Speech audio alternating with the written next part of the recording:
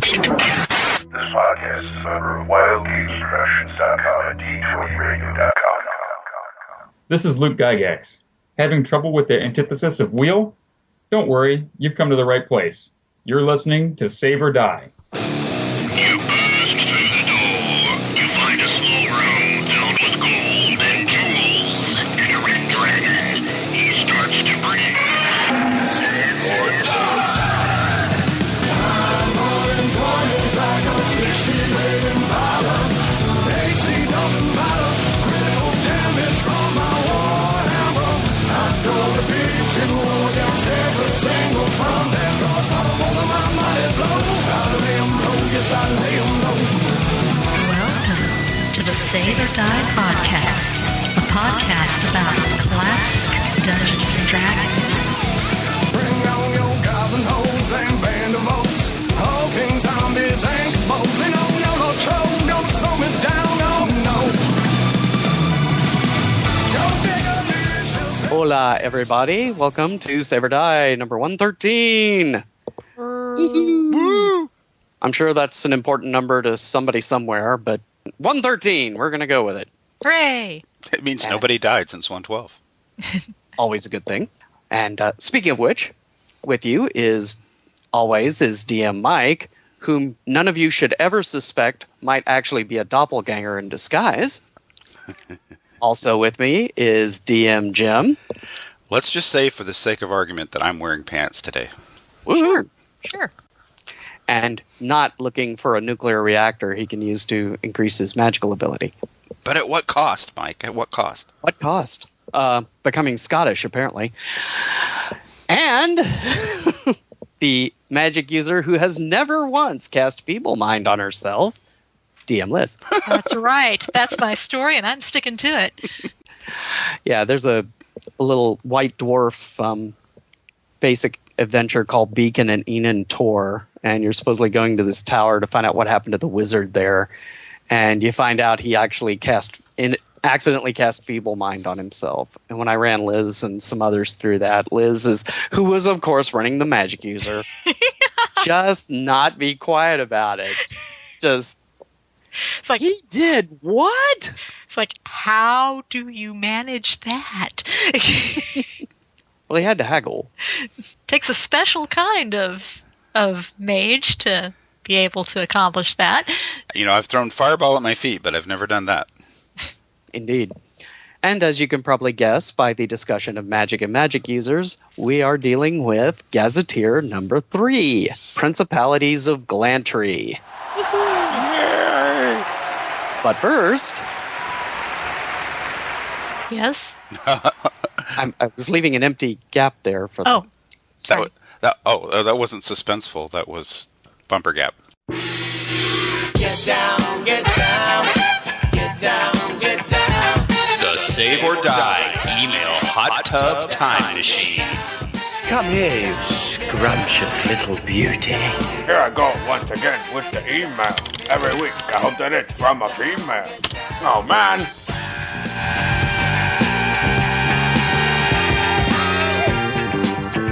emails! Emails! Are you sure you didn't cast Feeble Mind? Just kidding. Just kidding. Not on me. Although with me, it'd probably be Feeble Taste or something, or Feeble Common Decency. Anyway, do we have any emails? If you cast Feeble Mind on yourself, how would you know? How I indeed. don't think you would. I think everyone else would know. Anyway, we do have emails. We really do. And if y'all are ready, I will read those emails. Please do. All right. Well, our first email is from Greg McKenzie. And Greg writes, "Greetings, fellow DMs, from the project on the Borderlands. Dun dun dun! Once again, we have something fun to offer, something which will undoubtedly appeal to DM Liz. Cobalt. Rumors on the Borderlands." There you go. That was my next guess. Yes. Well, one of the rumors could be kobolds, so you get everything in there. True, true. The gossiping fishwives, the old man at the tavern, and the blind beggar Oi! have all heard the rumors and retold them. Fishermen either affirm or doubt them, and the castellan's soldiers share them over a pint of bitter. For rumors entertain and amuse, and in them sometimes may even be found a grain of truth. The DM may decide if any of the rumors of the Borderlands are true or not. Check them out at link which we will give in the show notes. As always, we welcome contributions to the project on the Borderlands. So if you or any of your listeners care to contribute, hop on over to Briark. Dramatic email. We're going to do that all episode? It was. Well, I really like Project on the Borderlands, even though I personally have not contributed to it. But yeah, it's really cool, and so I just want to show that coolness off with. Don't be like us, listeners. Submit to Project on the Borderlands. That's right. Well, thanks, Greg. We'll hopefully try to get some people your direction. It may not be us, darn it.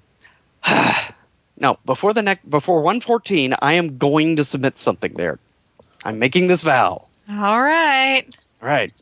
I didn't say I'd submit something good. I said something. Oh, they get your cast-offs. I see. I see how you are. Hey, when you run one of those things, every little bit helps. I had a guest post on Tinkar's Tavern this past week. And I'm just like, I hope he runs it. I hope he runs it. And he's like, contributions. One I don't have to write. Dun, dun, dun. So anyway, next email. Our next email is from FD. Not Jeff D, but FD. And F, who apparently is actually named Fred, F writes, I've been listening to your podcast from Adventure 1. Wow. I'm into the mid-20s now. I currently play 2E, but cut my teeth on the Black Box in the 90s. I'm hoping you'll have reviewed the Black Box by the time I get to the current adventures, but if not, it would be awesome to hear you review it. In any event, Vince's pumpkin-headed satyrs have become a demon in my 2E game, T1 through 4, Temple of Elemental Evil. They're a really great monster, and they freak my players out. I really enjoy the show. Keep it up, Fred. Thanks, Fred. You know, I always thought it would be fun to have bugbears, but instead of the monster manual description of them, have the original Brown Book one. Oh, with the pumpkin on it? Yeah, the giant bear with the flaming pumpkin head. Somewhere I've seen minis of those. That would be awesome. I would buy those, even though we've got 8 trillion minis, and we don't use them, but we have them. I got to tell you, my current financial status is kind of broke, but if I get some money, I'd love to review the Black Box just as an excuse to go buy a copy, because I've never even seen it. I have the rule book I picked up somewhere. Not the box, so it doesn't have the adventure or anything with it. I have read the rule book. In a way, it was kind of set up to be the intro to eventually getting into the rules cyclopedia. Kind of like Holmes was allegedly for AD&D. Well, in pictures, I've seen pictures on the internet. It looks like a cross between the basic set and the board game dungeon. Yeah, I think there is a lot of,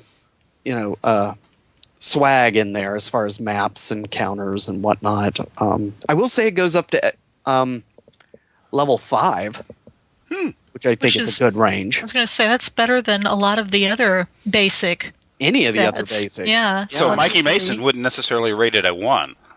Maybe not. One dragon. 1.5. 1.632. So I'm sure it'll get into Attack of the Clones or just general game reviewing sooner or later. So fingers crossed. Every edition is somebody's first. Every edition is sacred. See, that's me trying to get a kinder, gentler DM Jim going before we get into another Gazetteer. You have been warned, listeners. Next email? Next email from James V. West. JV. And he writes, Hello, Sodders. Regarding alignment, my intro to games was basic. In basic, the bad monsters are chaotic and the good ones are lawful. So, my usage of 3-point alignment has always been based on that observation. In Moldvay Basic, the language is pretty explicit, describing law as good and chaos as evil. I actually prefer this. It keeps things nice and simple. Yeah, well, you're all wrong. I read lawful not so much as a character trait, but as an attitude toward the value of life. Lawful means you give a damn about living things. Chaos means you only give a damn about one life, yours, and perhaps those who amuse you. I really love BFRPG, too. Nice to see it covered. Excellent game, and it was good to hear the creator discussing it. Until next save, JV West. Thanks, JV. And thanks for your pithy and eloquent defense of the 3-point alignment system. And wrong! Well, JV and I are friends, and we both play a lot of DCC. Obligatory taco reference already in the podcast. But I have come around to 3-point alignment system if you just take the words good and evil out of your game entirely. Mm-hmm. More of the Moorcock thing. Because really, both in game setting theory and in principle, when you have flesh and blood players at your table, everybody's out for themselves, however they dress it up, ethically. Well, let me appendix in on you for a moment. I prefer running it like 3 Hearts and 3 Lions by Paul Anderson. It's like law tended to be good, chaos tended to be evil, but there were opposites in the same area. And I noticed JV didn't mention neutral. I mean, because neutrality, I would think, would be the ultimate in self. Is it good for me? But again, I guess that's the advantage of the 3 alignment system. The DM can interpret it in a whole lot more ways than with 9 alignment. Alignment, the source of never-ending topic discussion. Yeah. Now, about paladins being lawful good, or demi-human level limits. No. Yeah, because we don't have enough controversy on this show. That's right. All right. Any more emails? All right. Well, our last email for today is... For today. Not our last. It is last. not our last email, but it's our last one for today. And it was written by Gramps Toolshed. Woohoo! Oh, he just liked the Saver Die Facebook page today. Oh, cool. Awesome. Says, greetings, Southern Sodcasters. Yeehaw! Any intention of doing anything about the Princess Ark? What about the Poor Wizard's Almanacs? The Hollow World? Did you ever do an interview with Bruce Hurd that I missed? I am really looking forward to when you cover the Theatus Alphatia boxed set. I don't know if I pronounced that correctly. But anyway, I hope you stretch it out over 2 or 3 episodes.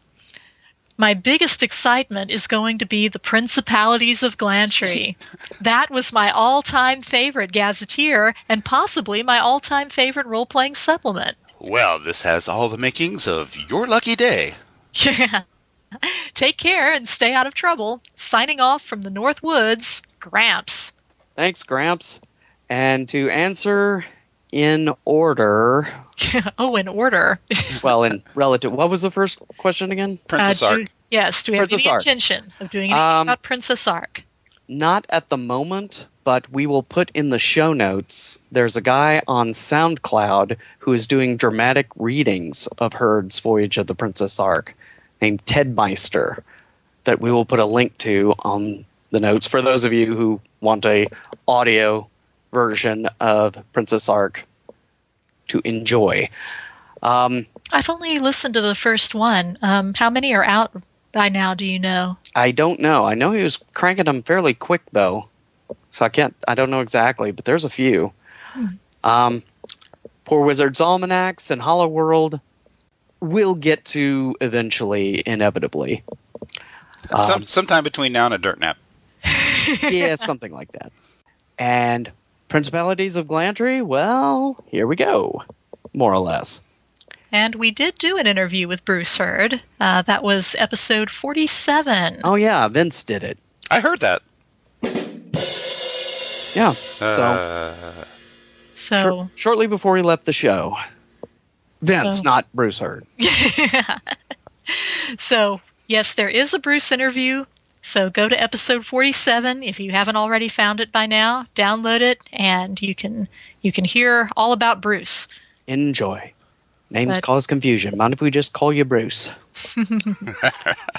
So, if anyone wanted to write to say what they thought of that interview or any others, where would they write? Liz? SaberDiePodcast at gmail.com. Woo! Or send a voicemail to 940-536-3763. Three-sod. That was just for you, You just Liz. like saying three-sod. Three-sod! That was just for you, because you say you missed them. Aw, did I say I missed them? Yeah, I'm sure you said something about it. I chose to interpret it as missed them. Oh, okay. And before we head into the Gazetteer, any announcements? I've got a couple, so... I do have an announcement. Okay. Over at goodman-games.com, a new tournament PDF download adventure has appeared. It's a level 0 tournament called Death by Nexus, and it's available now for free download, and I deemed it announcement worthy since I'm one of the co-writers, and the publication version of the adventure was laid out by DM Liz. That's right. DM So if you Layout don't Monkey get a copy, Liz. if you don't get a copy, you hate us. And I only co-wrote it. There are lots of better writers than me that are also in there. Get a copy today. Well, I guess I will make an announcement. DM Mike and I will both be at the Tyler Rose City Comic Con coming up in October. It will be the weekend before Halloween. I don't remember the exact days that runs, but it's like the 23rd through the 25th, something like that. So we will be there. If any of you guys are in the East Texas area, stop on by. The convention's at the fairgrounds in Tyler, and we'll be there for the whole weekend. Mike will be running a session of Victorious at some point. Oh, see, now you're talking. And hopefully I might work in a Holmes Basic game, too. All right, well, I'd just like to talk about a podcast that was sent in to us to let us know about called Iron Realm. It is a actual play podcast, but it's a solo. The guy is running all these characters, and he's starting them all at first level, and he is basically running solo encounters and stuff. His goal is to get him up to level 36. Totally with solo encounters. Yep. I salute him. I don't know if he'll make it. I wish him the best, but that's, I wanted to make sure. I will put a link to it in the show notes. And let me state specifically, it is not safe for work. It's right there on the top of the page, so don't listen to it with your kids around. I'm not sure why, since he's the only one there, but... Well, you're killing your own characters. You're bound to cuss a little. Well, yeah, you'd think. So, but anyway, there's that. And I think that's pretty much it. We'll go into some announcements and then jump right into the Glantri. Teleport in. Well, yeah. Are you enjoying the show you're listening to right now? Want to help support the show? Why not head over to the Patreon site, patreon.com/WGP. That's patreon.com/WGP. And help support the network for as little as $1.50 a month. That's right, $1.50 a month goes a long way. Thank you.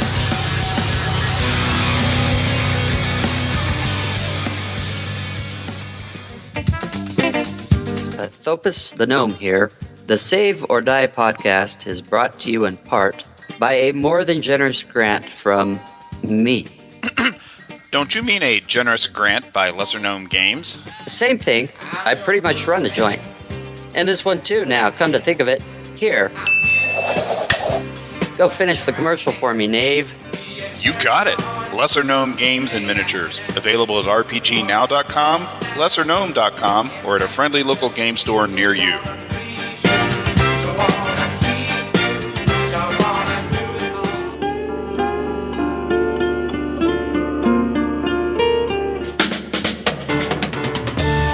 The Save or Die Top 5.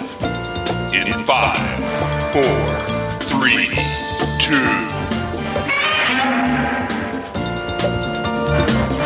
Top 5 for Glantri as we teleport our pass wall into this list. So, without getting into stuff that we'll talk about in products of your imagination, like format, layout, what did y'all think of it? Initial reactions. My initial reaction is fairly similar to the reaction I had for Karamikos. There were a lot of things about the setting that I personally liked and would want to possibly try to import into, a game of my own. I don't think that I would use the entire setting whole cloth. I'd be taking stuff out and putting different things in. Okay. Jim? Well, I have decided, in the spirit of every edition is somebody's first, and every product we review is somebody's favorite, I'm going to completely recuse myself as best I can for this episode and only talk about the parts I liked and stay positive. Hippie. Well, it's early yet. We'll see how far I get. That's just the goal. Those are the goalposts. So, in general, it's, Bruce Hurd wrote it, so impeccable pedigree, and it is, of course, wonderfully written in style. It's got an awesome Clyde Caldwell cover. You can't ask for any better, and wonderful cartography and layout, as usual, with the Gazetteers by Dave Sutherland, and illustrations and cartography by Dennis Koth, all of which are just best of class, particularly for 1987. Okay. I like this. I think this so far is my favorite Gazetteer, which I was kind of surprised because normally I'm not a big Gonzo person. And, little is fun, but, we built our whole town over a nuclear reactor. See, that was the most awesome part. Yeah. The interior and behavior in the city of Glantri reminded me a lot of City State of the World Emperor from Judges Guild. Which, especially with the emphasis on magics and bloodlines and such. It also kind of had an Ars Magica feel, a game I really haven't played, but I've read some of. Obviously this is the place for magic users or elves. You're gonna rock here. I'd forgotten all about Ars Magica. I have that tarot deck. Oh, that's cool. All right, well, let's go for number 5 then. Liz? Okay. I guess my number 5 would be, I really liked how they tied in Glantri with Blackmoor.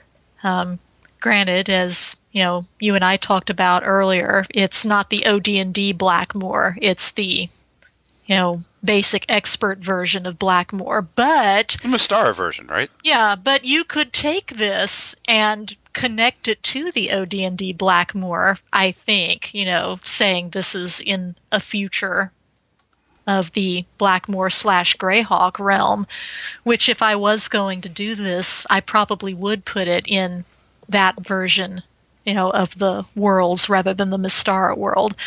So suddenly it turns out the Egg of Coot was a nuclear power plant. Yeah, why not? Who knew? So I like the mention of Blackmoor because it gives you the out of putting it into your OD&D Blackmoor universe if you want to. Mm-hmm. Okay. Jim? Liz, that was a really interesting way of presenting it because there's a suggestion within this of a possible adventure hook that involves time travel to going back to those days. So that's kind of interesting. My number 5 is just who doesn't love the genre mashing of an entire country that's built on what was the star engine of a crashed spaceship in which aliens landed and scattered and interbred with the native population. I mean, I'm a sucker for that kind of genre mashing, and that was the single most intriguing aspect of this campaign setting to me. The whole setup that it's a nuclear reactor that they threw spells at and turned into a source of power. Mm-hmm. I mean, I may have written it a little differently personally, but the basic conceit is genius. Oh, I should have said spoilers before I said all that, shouldn't I? Yeah. If you're going to play in this Principality, spoilers. If they download this episode and not realize there's going to be spoilers since the whole episode is over the product, they should. Well, I know in the past we've tried to not give away the big thing, but 28 years old product. For some of these older ones, it's kind of, you're not going to have an awful lot of people who already don't know about it. That mysterious rotting disease you never get better from, radiation poisoning. Spoiler. That's right. Okay, well, my 5 would be, I know in Karamikos especially, they tried to basically plant the various B modules into certain locations, some of which were cool, others I felt were kind of shoehorned.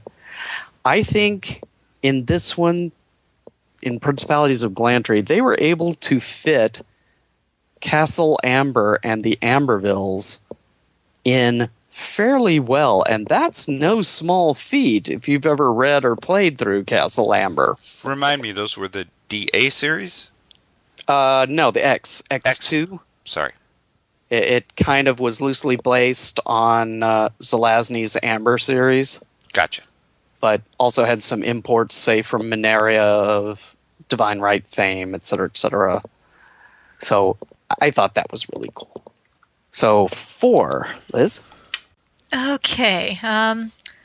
Well, since I said earlier that I wouldn't want to use this completely whole cloth, I would say that the just passing through approach for adventures that they give later on, they give you several different ideas of how you can use, Glantri in a campaign setting.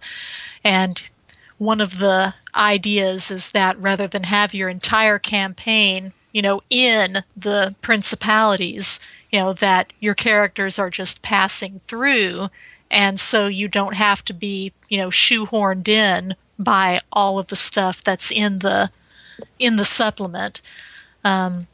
Which players could use to their advantage? Are you really sick of that guy who keeps showing up at your game playing the holier-than-thou cleric? Just take him to Glantri. That'll be the end of him. And it was the best game ever. Best game ever. And then we sold him for a slave. And he said he was never going to play with us again. To the Nosferatu lords. But anyway. Then he came back.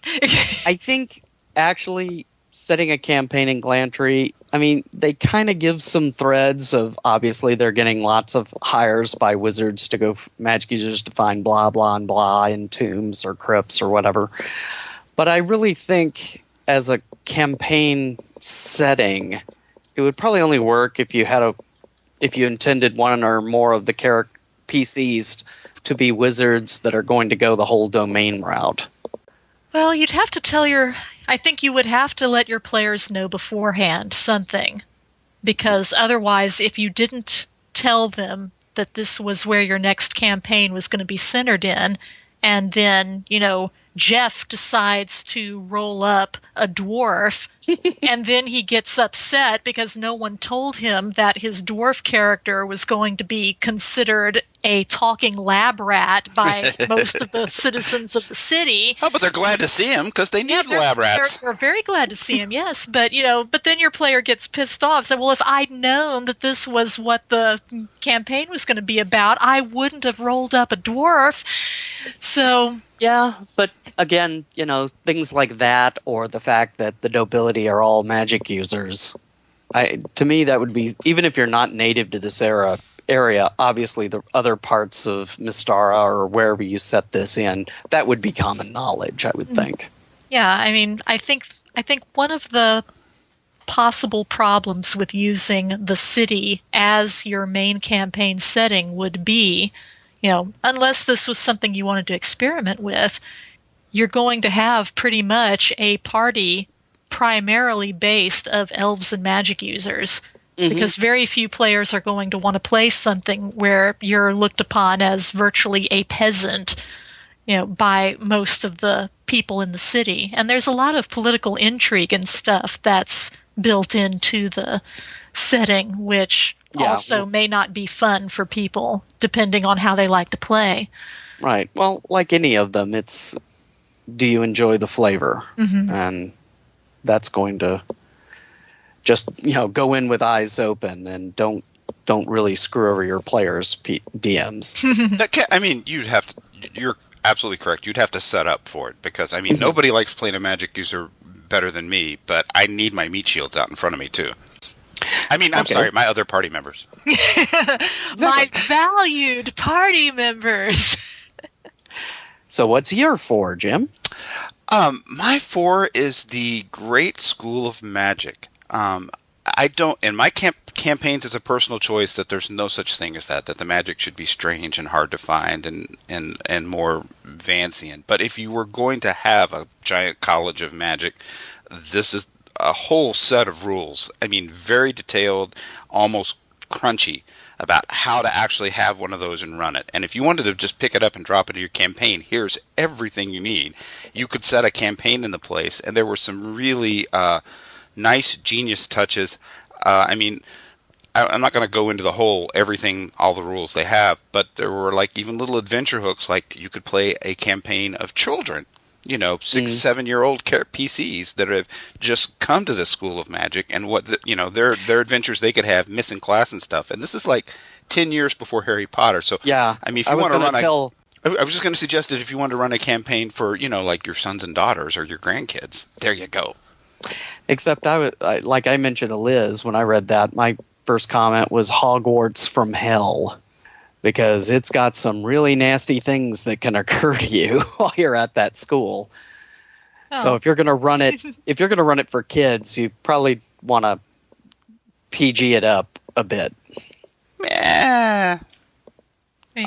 Quite frankly, there's a lot of really dangerous crap at Hogwarts too. That if you're just looking at the stories, completely, coolly and analytically, there is no way that there should be 11-year-old children at this place. Well, that's kind of but on the other hand, Crookshanks isn't going to try to get you to sell your soul. Yeah, but that could really be fun, Mike, especially for kids, because it's as I was reading, it was kind of a cross between Hogwarts and the Jedi Academy, where they have 10-year-old Jedis who, as soon as somebody goes to the dark side.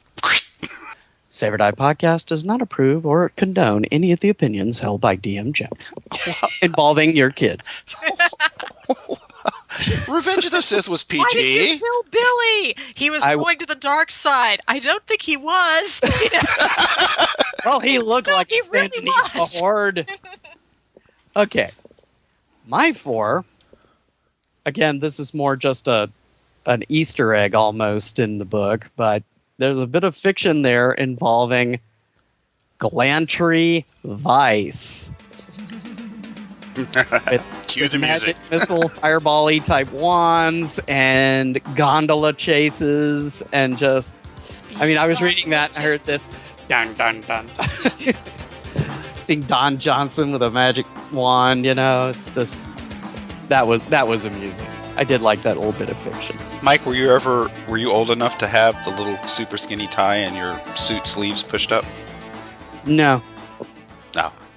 Well, I was young enough, but I couldn't afford it, so, You didn't miss anything. Okay. 3, Liz. 3, yay. Okay, number 3. They've got a section towards the back, and this is where you're getting into the magic school, etc.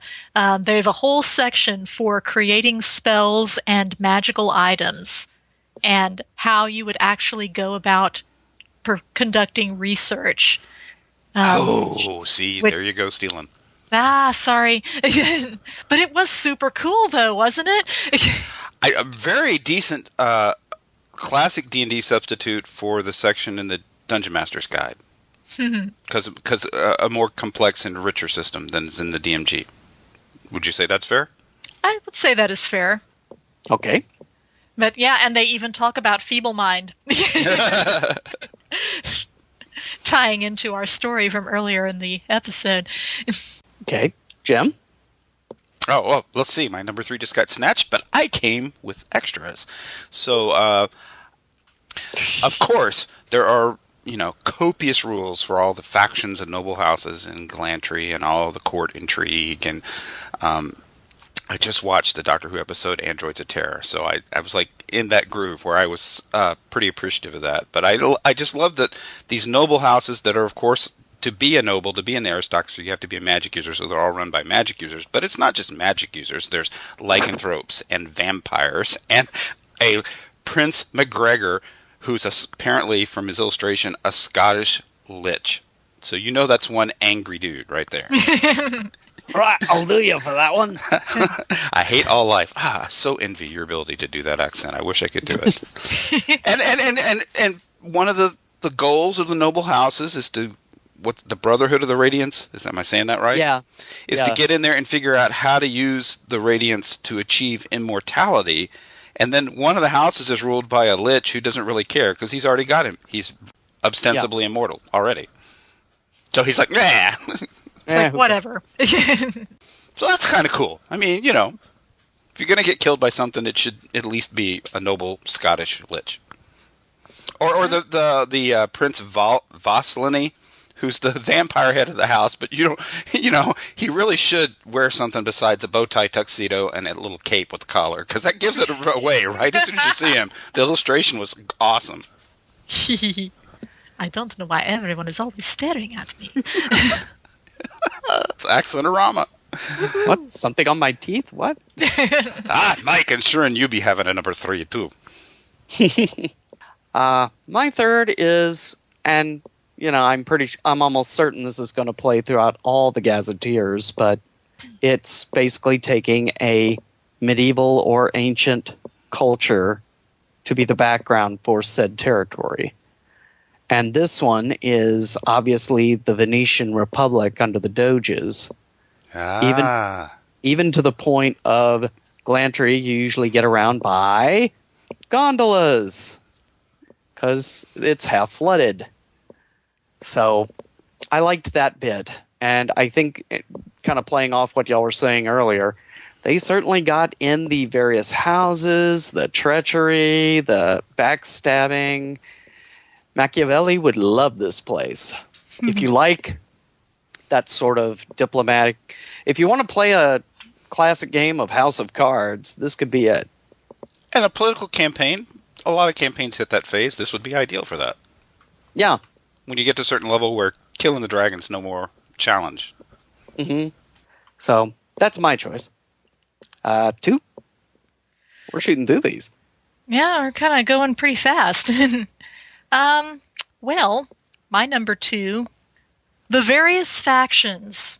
Some of them have some really bizarre names, and I gotta admit, I'm reading through some of the different little secret guilds and stuff, and it's almost like the Illuminati card game. You've got these weird little groups, it's like, and then you've got the Boy Scouts and the Society for Creative Anarchism. Yeah, and some of these groups are very tongue-in-cheek with their names. The United Artists Guild for the actors and the tumblers and everything. And so I do think that while writing this, in some ways, a lot of the stuff that goes on is very serious. You've got the infighting, you've got, you have to be careful of yourself, etc. But, there's a lot of tongue-in-cheek stuff stuck in there, too, that you can either use or, not as you wish. But it kind of breaks up the monotony of, oh my God, this place is so dangerous and everybody hates you, and then you've got these little things just stuck in there to, make you smile. It's like a subtle gonzo. Yeah. Mm-hmm. Okay, Jim. Oh, back to me already. I'm sorry. That's what I mean. We're shooting through these. I was actually listening to what Liz said, and I forgot to keep track of where we were.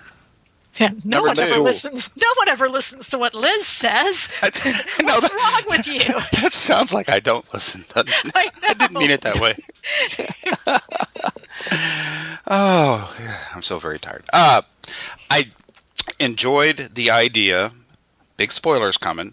that generations of magic users pounding on this nuclear starship engine to create the radiance is gradually having the side effect of depleting the entire prime material plane world of its magic. And there are very crunchy, I would have loved it when I was 18 years old, rules for actually tracking that, even to the extent of, considering player actions as they ramp up through this thing. Because, there's something crazy about 36 level, so you could play here if you wanted to, a campaign a long time. And that's one of the archetypal campaign setting things. And my brother did it. My brother based his initial AD&D campaign on Another Fine Myth. And that's how the campaign started. There were assassins running around murdering every magic user they could find to try and increase the amount of magic that was available to Istvan, the character in the book. Mm-hmm. So and very specific, tables for calculations for very specific effects about, okay, the magic in the world's declining. What does that mean? Well, it starts out, 1 day a year on the equinox, no spells go off. That'd get your attention. Sort of like a government shutdown. Yeah. So, nice little through line for the campaign. Yeah, and it could also be something very intriguing to base a campaign on. Magic is starting to not work. Why? You have to figure it out. Well, the typical campaigns we've all played in, what's eventually going to happen? The player characters are going to try and topple the government, right? So there's a reason for them to want to do that. Yes. Besides, not just because a lot of them are evil. Something besides XPs and gold. You mean there's more? Yeah, I hear. I don't know. Rumor has it, but I don't believe it. Anyway, well, my number 2 is I normally am not a big fan of Shudder prestige classes, but I kind of liked the way they split up the various magic users in circles and those fields like alchemy, draconomy, elemental masters, with apologies to Mercedes Lackey.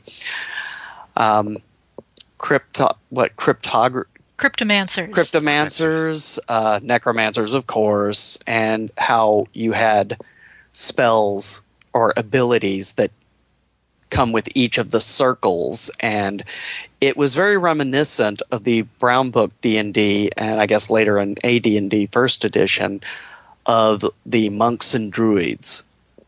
Right because at the fifth circle, there's only one. And you only get up there by basically facing him off in a duel and winning.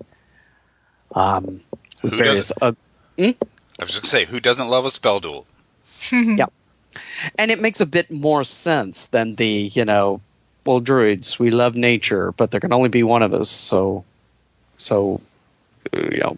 prepare to fight or die.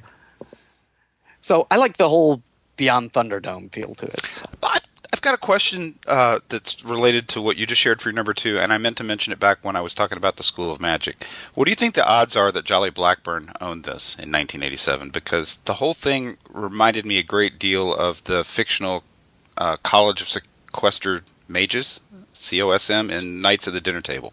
The little organization Brian's Lotus Mages all belong to. All belong to, yeah. Yeah, I think there's a... Or try to belong to, sorry. Yeah.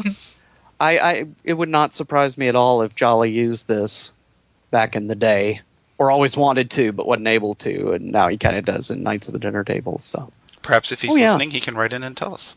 Yeah, and of course he is listening. Yeah, but where all that. Or I can get on Facebook 5 minutes after we're done and pester him. Well, I like you, Jim. I tend to prefer the learning of magic in my campaign worlds is you find a master or mistress to learn under until your first level or whatever, and then you go out into the world and sink or swim. I've never been a big Hogwarts or, the big Academy of Magic kind of person. But I like how they managed to work these various schools in. I like these schools better than the 2E spheres that they tried to do later on. Well, 2E had like a College of Magic supplement as well, which they tried to do. I'm not sure it had quite the same kind of flavor as the School of Magic in this particular booklet, though. Yeah, I don't either. I just know if you're going to do it, I kind of like the way they did this. Mm-hmm. And on a side note, the whole thing feels... Of the 3 Gazetteers we've done so far, this one feels the easiest to just drop in your own campaign world. I don't get a whole lot of connection with the rest of Mystara in this place. Certainly not as much as in Karamikos or Emirates. I mean, they say that this place is, well, it's close to Karamikos. It's off over here. Way over there, but, yeah. But you don't need to have Karamikos. Yeah, you could drop this, I think, in most campaign worlds. But anyway, so that's mine. Number 1. Yay! Number 1. We're number 1. Mostly. Mostly. Hey, Mostly. we were number 1. Never mind. Yeah. Okay. Well, I'm going to say for my number 1, it's sort of going off of what you were just talking about, Mike, the actual class, quote unquote, the Cryptomancer. Out of all of the different ones that they had, I thought that was one of the neatest ideas. Some of the, the Dragon Masters, that kind of thing, on paper they sound really cool, but I would be very leery of allowing a PC to, start being able to have control over dragons. And McCaffrey your whole universe up for you. Yeah, On the other hand, to be fair, most classic D&D dragons are not the, smog monsters that are in 1st and 2nd edition either. So, they are powerful, but they're not, holy crap, they're going to eat your kingdom kind of thing. But I can see your point. Something I forgot to mention when I was tangenting off on that.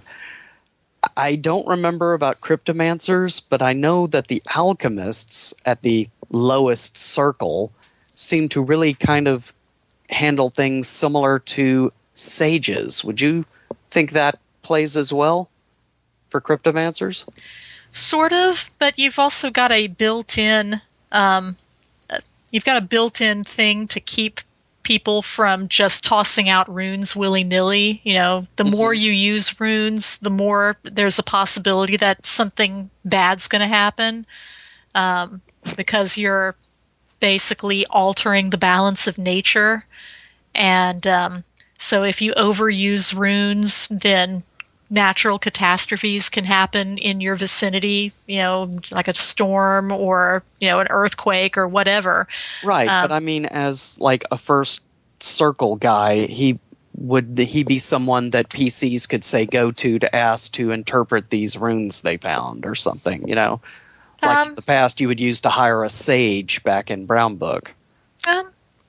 Yeah, I think so. I mean, you can you can do research for runes and stuff, but the way that they're using them, at least as a class, is, the runes will, you can if you know the real rune for something, you can identify different materials.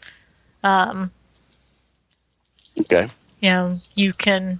Well, yeah, and what you would basically have hired a sage for in Brown Book. Yeah. And there's a plot hook because all the spellcasting in Glantri has to be licensed and paid for. So, you have player characters who go to the licensed guy who wants to overcharge him because it's expensive to be a mage. And then there's a little back alley guy who's going to practice unlicensed and get everybody in trouble. Gold sink. But he's cheap. Yeah, gold sink. Yep. All right. Anything else, Liz? I'm just going to say that more or less, runes are used in lieu of spells in a spell book. So if you're a low-level rune caster, you can only use like 1 rune a day, because your rune is your spell. Mm-hmm. Okay. So it's in lieu of rather than... It seems to be. However, you've got it, from what I can tell from reading it, you've got a little more I mean, there's a little bit more that you can do. You can open passages, you can mend broken items, Okay. You can, basically, you're shaping matter around you. Gotcha. Okay. Handy Jim? skills to have if you're going to mess with a nuclear reactor that's 1,000 years old. Indeed. Oh, You might need that. What could possibly go wrong?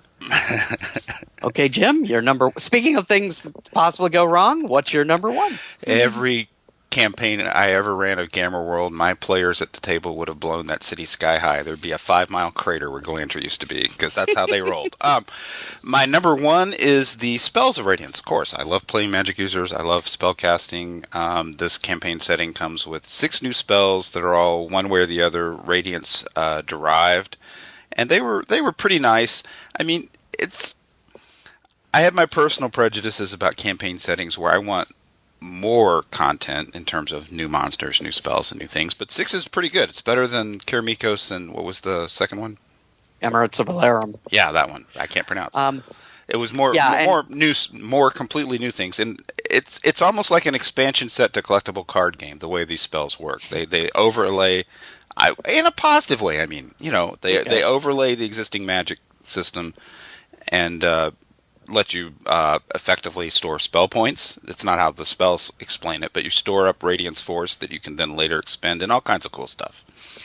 And for listeners who may not be familiar with the product, the Radiance is basically what they're using. It's the radiation from the nuclear plant that they're learning to harness to do new and different spells and stuff, and try not to wither away while doing it. But so yeah, when you mentioned specific spells based on the Radiance, that's really what's meant. Right. Just to name a couple of the cool ones that in some ways were forward-thinking. Control Destiny is a 7th level Radiance-derived spell that lets you basically mulligan a roll against you, affect rolls against you, which is in many ways exactly what the luck mechanic does in DCC. That was a pretty innovative thing for 1987. Oh. And I'm sure the bane of DMs who ran this. On the other hand, every time you use one of these spells, there's a chance that you're going to have a progressive rot, go on. So, in a way, that kind of also is a built-in stopgap to try to keep people from abusing some of these big powers. And boys and girls, that's where liches come from. Well, it certainly is here. Another good reason not to have clerics wandering around your territory. So anyway, all right. Well, my number one, I don't know if Bruce Hurd was ever involved in academia, but the way he's got the various masters and wizards teaching at the college and everything, having to teach, grumpily teaching, that's obviously he's involved in college to a certain degree, not just going to classes, but actually dealing with the inner workings, or at least so it felt to me, because I was reading that going, yeah, okay, I've been there. Did that hit you in the fields, Professor? Did it reach yes, you? It did. Yes, it did. Yes, I've seen that. I couldn't do that, but I really would have liked to in that circumstance. You can't cast fireballs at students. Not really. So, anyway. And this is why we game, because you can take it out on some poor Glantri mage. Or, yeah. Anyway. Okay, well, that's our top 5, folks. And unless there's any last comment about the main things that stand out, we'll move into random encounters. I made it. I was positive. All right. How many people want to kick some ass? There are 7 ogres surrounding you. How could they surround us? I had Mordenkainen's magical watchdog cast. No, you didn't. Satanic fungus rises from the forest floor and says, "You're playing D&D. You're playing D&D. This whole apartment is playing D&D." Random encounters. I used to be a nerd. And this is Random Encounters, where Jim lets his fury go. How'd you know this was where I was going to break ranks? A tremor in the force. Dun, dun, dun. So you get to start with your random encounter then. I find your lack of good random encounter is disturbing. Well, I mean, I think you guys mentioned off air you cheated too. In random encounters, we normally talk about a new monster or encounter location that's featured in the Gazetteer. This Gazetteer presented exactly 3 new monsters, one of which was a repeat from Kiramikos, so that was kind of lame. And encounter locations, I'm sure many people would be thrilled with the court intrigue and the back and forth of noble houses. I read through them all and couldn't find one that really thrilled me, so I wrote my own. Okay. Based on the Gazetteer, the Principalities of Glantri. My random encounter is called The Prince and the Protector. The party come upon a Glantri wizard who's losing a battle with a blue dragon, and the blue dragon has already killed the wizard's familiar, which is why he's losing. He's down hit points. After the party helps the dying wizard defeat the dragon, as he's dying, he offers to teach the party magic user a new ability before he passes on, and teaches the guy Conjure Companion, which was one of the interesting abilities in one of those schools of magic you were talking about. Conjure Companion works sort of like Summon Familiar, except it can basically summon an NPC minion who can't be charmed or anything. He's completely loyal to you. In my scenario, should the party magic user try to use that new ability, he or she summons a handsome young fighter who bears an uncanny resemblance to the missing prince of the next noble house they come across. Court intrigue ensues. That's pretty cool. So, Bruce, that's me contributing to your campaign setting. You're welcome. Well, I still maintain that the NPCs we chose could be encounters all by themselves, so we technically didn't cheat. Back me up on this, Liz. Yeah. Totally not cheating. Yeah. I'll back you up on it. So, your go, Liz. Okay. Well, I chose one of the NPCs from the Belcadiz family, and he is Don Diego de Belcadiz. On a side note, Spanish elves? Spanish elves. Wow, that's weird. That's weird. So does he get the Spanish fly spell? The giant fly spell. Anyway, some of this may start to sound a little familiar to you as I read off.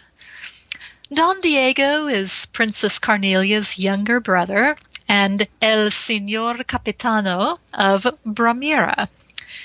He has been chosen by the council to oversee the horse business there because of his reputation as a gentleman.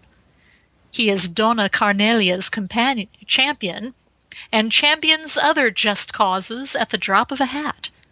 By the way, there's not many lawful people in this realm, just to clarify. Yes, Don Diego is one of them, though. And even the Donna Carnelia, who he champions, she's only neutral. Anyway, when confronted with a situation he cannot handle legally, he sneaks to a nearby hideout, puts on a mask and a black costume, and battles the oppressor under the pseudonym of Manuel of the Plains. So the rapier makes an M in everything. Yes, and carves an M into the wall. And is the last hardback you will ever see. He usually steals from the rich and dishonest and gives the money to the poor, hard-working peons. He is very popular with the local population. Don Diego is also an expert on creatures of the outer plains. Of course he is. Oozes, puddings, and grubs. Because he's Manuel of the Plains. That's right. Oh, so, I just got it. That's really terrible. So I read that, and it's like, oh, this is so awesome. This is mine. Don Diego, riding through the night. Man, this has been an accent-filled episode. Indeed. So that's Glantri's Batman, or Zorro there. Zorro, yes. The Zorro of Glantri, Don Diego. And now, here's mine. I'll let Liz actually read it, so you don't have to worry about me doing all the gappings. But once it's described, I don't think any regular listeners of Save or Die will be surprised that this was my choice. All right. And Mike's choice was Lord Ishan McDougall. McDougall, an inventive and easygoing noble, was chosen to hold the other end of Skullhorn Pass because of his military expertise. He is a man ahead of his time in these matters. He helps train his troops with war games, where soldiers fight with dummy weapons and magic. He developed a great tome on war games and magic in cooperation with Jager von Drachenfels, with who he remains on good terms. He is a dracologist of the Third Circle. Jean is a tall, athletic man with a thick, dark beard. His great taste for the local beverage is quite famous at Dunvegan. He is the Marquis of Dunvegan. Oh. Jim Dunnigan, SPI, who wrote the complete book of war games in the 80s. I read that and that's mine. That's my NPC. That rocks. That makes more sense. I was going to guess that the novel was an angry history professor, but... Well, that's a good description of Jim Dunnigan, actually. Oh, really? Or he can be. Or so I've heard. I've never met the gentleman in person, but I know he doesn't... I guess kind of like a lot of the old school guys, doesn't suffer fools gladly. So I wish you'd said, "What do you mean angry?" I'm like, then I could have said, "Have you met you?"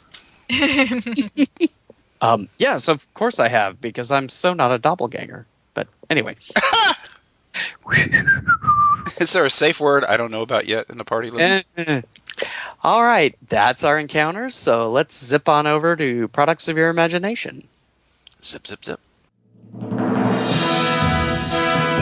In new Dungeons and Dragons, power is won by finding new ways to battle.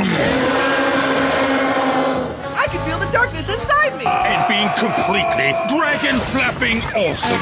Set comes with spellbook, ritual rites, playboard, sacrificial dagger, and dice!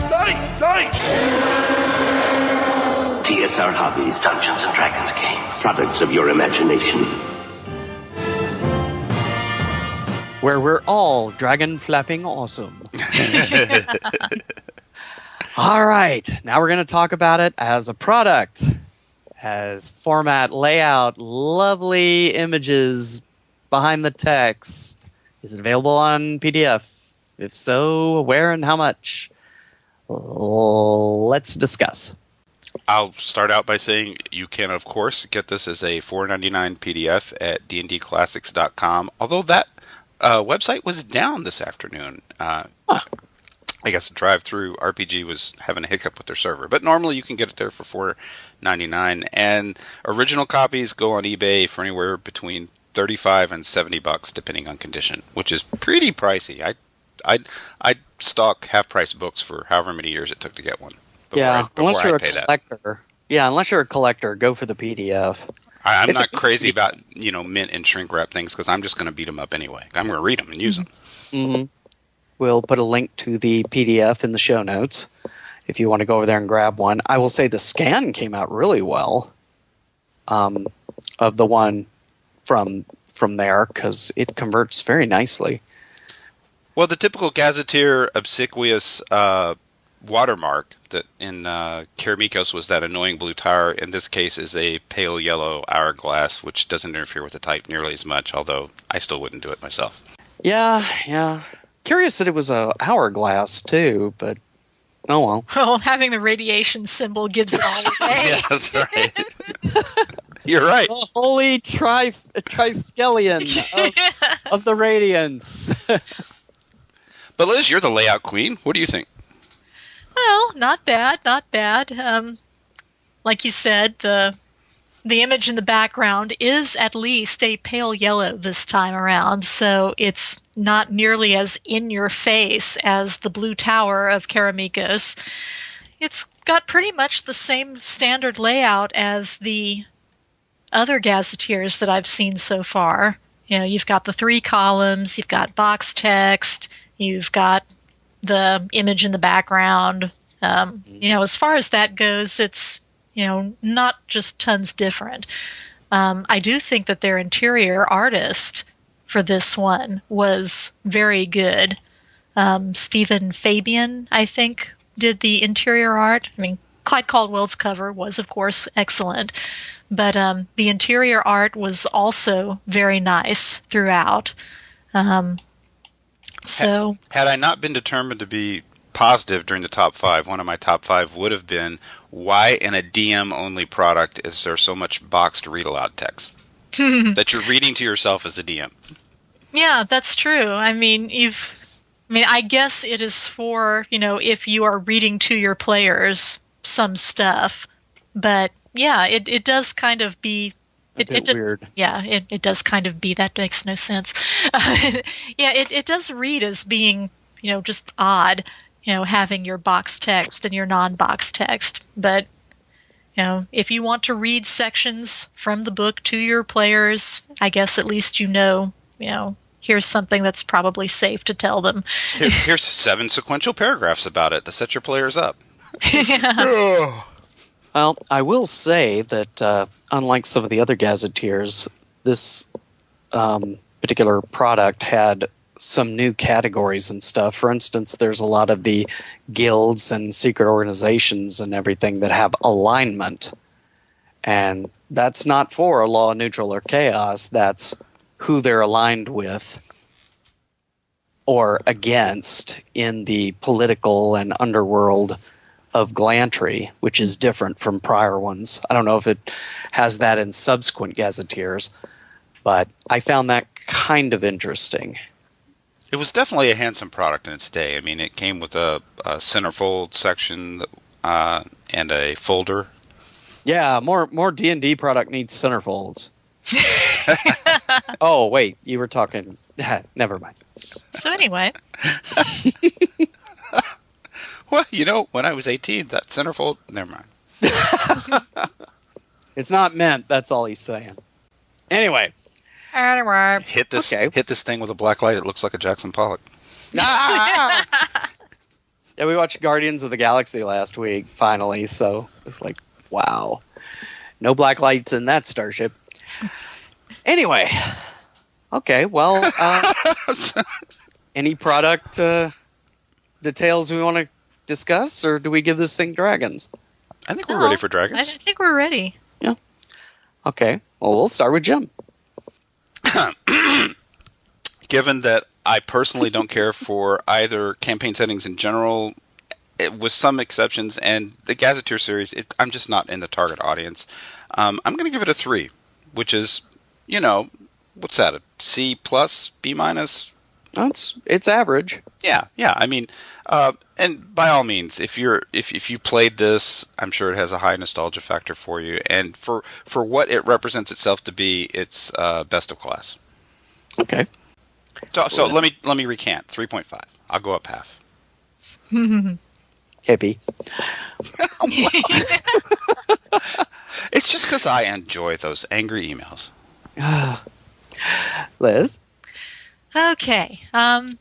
There's a lot that I think could be taken from this and dropped into your own campaign with ease. I don't think that the Principalities of Glantri used whole cloth would be a good fit for the kind of stuff that I like to do.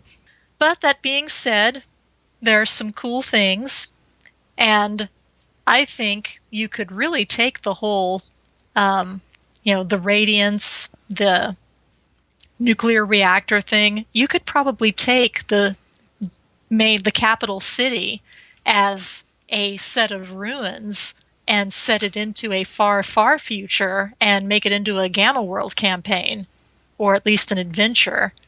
Or a similar crawl classic-y type game that I've heard may be coming out sometime. Yeah, and this is what happened to the city after all these people used the radiance just a few too many times, and There went magic. And there went magic, and, maybe there went the whole known world of Mystara, and it turned into, whatever becomes the Gamma world. Well, see, that was well stated, Liz. That's my problem with the campaign setting itself, because the base conceit, Mike, of a sort of Vancian presentation where the lines of science and magic are basically blurred to where it doesn't make any difference. I adore that. And especially in Mutant Car Classics, I've written a whole game that's about that. But, the direction I would then take a premise like that would not be political intrigue between noble houses. It'd be more like, that android wants to murder you, what do you do? Well, the whole political intrigue thing, struck me as, very, Vampire the Masquerade kind of Houses deal. of the Blooded kind Yeah. of. Yeah. And I'm not sure. It's not the kind of flavor that I would want to use in my own campaign. And that's probably one section of this supplement that I would, if not throw out completely, I'd throw out at least 90% of it. Because that's just not my bag. But if that kind of thing is your bag, there's a lot here for you to be able to use. But getting down to the nitty-gritty, the dragons that I would give it, for my own personal use, I would probably give it, I'll give it 3.75 dragons. Not quite 4 dragons, but there's a lot of stuff that I think is very usable in this. Okay. On the whole, I like this. I liked how, like I said earlier, it's kind of, I won't say hermetically sealed, but it would be very easy to drop this in a campaign world if I needed an magical academy or the political manipulations end. However, as a setting, I think if you're really going to get any use out of this as a long-term product, I think you have to literally set the whole campaign in Glantri with characters being mostly magic users, et cetera. I agree 100%. I otherwise, if you're just doing it as a go-through, there's a lot of, extraneous stuff here. Most of it you'll only get your money's worth on if you're running it as a based campaign there. Speaking of White Wolf, it might even be one of those campaigns where every player has, say, 2 or 3 characters. Every player has one magic user and then another class and different adventures. Is like player 1's magic user is higher, has everyone else's non-magic characters as minions or something, or as meat shields, and they go do A. And then the next time, the next person's magic user. You see what I mean? Mm-hmm. You've always already got, it's not like 5 magic users in your party and a bunch of NPCs. So, with that limitation, I will give it... That was quite the preamble. Well, I'll give it a 3. 3.5. Because, frankly, this is, to me, this has been the best of the Gazetteers so far. I can agree with that I statement. can actually get some real use out of. I suppose you could say the same thing about Emirates of Alarum, unless you're going to be running an arabesque type game. A lot of it isn't very useful. And I'm like, well, yeah, but you're especially with a lot of the modules available, you're far more likely to be going through desert areas to run into B4, the Lost City, or Desert of Desolation, or et cetera, et cetera. This one would be a very hard setting. You would really, like I said, just have to be running the whole campaign based on Glantri and its immediate and its nobility. So that would be 7, 10.75. So 3.5 something. See, Liz messed it up. What are you asking me for? I don't math. Yeah, Liz messed it up with her 3.75. So 3.7562. Ooh. No, too late. You're so you're hot when you're mathy. all that mathitude. And so we end another Gazetteer review episode. We murder another one. We look forward to all of our feedback from our listeners regarding our opinions. Like it, hate it, let us know. And we will listen to it just as soon as we're done heading down that dirt road. And how are we heading down, Liz? Well, I'm heading down the road through the Principality of Glantri, which is known for a variety of long-haired sheep raised in this province, providing a large quantity of wool and meat. The second largest business here is lumber. Wait, when did this get to be Settlers of Catan? Hey, she didn't even mention the magic vegetable area. The area grows grain and potatoes, some of which are used for the production of a famous local drink. I'm going to a bar to sample that famous local drink right now. Excellent. Wow. Jim? I'm going to tunnel down the road with my renegade dwarves towards the nucleus of the spheres, because you say rotting disease, I say sooner or later beneficial mutation. And dwarves never dig too far. That's right. Which is odd, because the place is so tough on shorties when dwarves would be very useful to get to the Radiance. But anyway. Well, I am heading down the road as Mike Stewart normally does, completely like DM Mike in every way that no one will be able to tell otherwise that it might be a doppelganger or something. Because Which, of course, it is not. Because I am not. I am so not. Mm-hmm. What does Mike say here? Oh, yeah. See everybody at episode 114. That's not what he says. I think you're a doppelganger. No. This is what Liz says. Bye-bye. Bye-bye. See ya! That's what I say. Free Ark. There we go. Ah, is that it? Okay. And that's the safe word. Wow. We're out, and thank God for it.